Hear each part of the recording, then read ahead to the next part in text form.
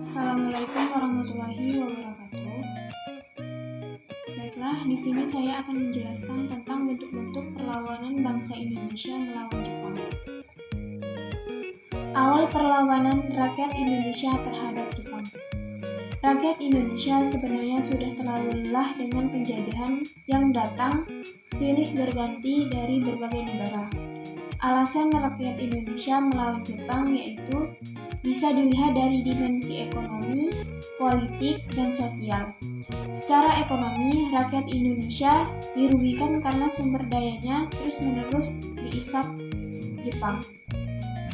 Secara politik, rakyat Indonesia juga sudah tidak mau dengan taktik dan propaganda politik Jepang yang hanya bertujuan untuk kepentingan perang saja. Terakhir, keadaan sosial zaman Jepang juga begitu kacau dengan eksploitasi melalui adanya Romusha dan juga Anfu. Perlawanan bangsa Indonesia terhadap penduduk Jepang di Indonesia bisa dikategorikan menjadi 3, yaitu melalui perjuangan yang berbentuk organisasi, gerakan bawah tanah, dan perlawanan bersenjata. Perjuangan organisasi. Perlawanan bangsa Indonesia terhadap penduduk Jepang dilakukan oleh tokoh-tokoh nasionalisme yang memanfaatkan organisasi pembentukan Jepang sebagai alat pemersatu kemerdekaan Indonesia. Beberapa organisasi yang digunakan antara lain yang pertama, Putra, yaitu organisasi yang memperbolehkan para anggotanya untuk berbicara di depan umum. Para tokoh nasionalisme memanfaatkan kesempatan acara rapat besar maupun acara radio yang diselenggarakan oleh organisasi Putra dengan mengarahkan rakyat untuk mempersiapkan kemerdekaan dan koordinasikannya. Yang kedua, Barisan Populer merupakan bagian dari Jawa Hokokai. Barisan Populer ini diketahui I.M. Soekarno dan beberapa pahlawan nasionalisme yang menjadi anggotanya. Yang ketiga, Chuo Sang-in. Chuo Sang-in merupakan salah satu organisasi yang dimanfaatkan para tokoh nasionalisme dan membentuk organisasi barisan pelopor untuk kepentingan Indonesia.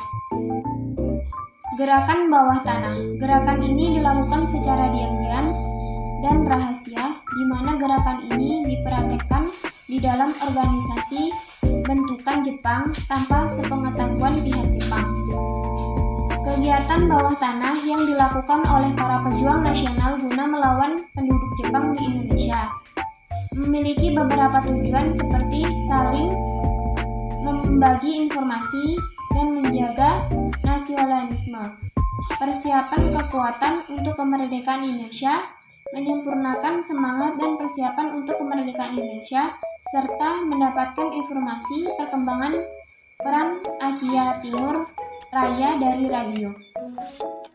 Perlawanan bersenjata merupakan perlawanan bangsa Indonesia secara terbuka terhadap penduduk Jepang di Indonesia.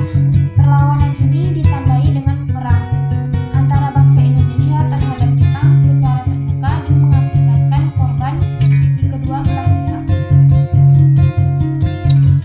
Ada beberapa contoh bentuk perlawanan bersenjata yang terjadi di Indonesia antara lain. Yang pertama, perlawanan di Aceh pada 10 November 1942. Perlawanan ini dipimpin oleh seorang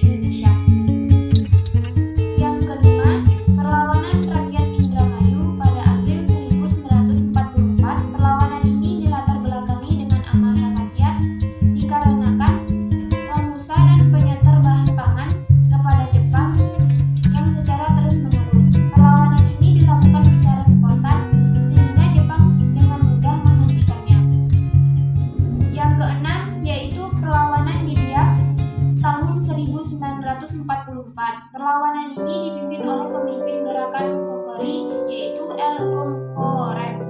Perlawanan ini di Pulau Yepen Selatan yang dipimpin oleh S. Papare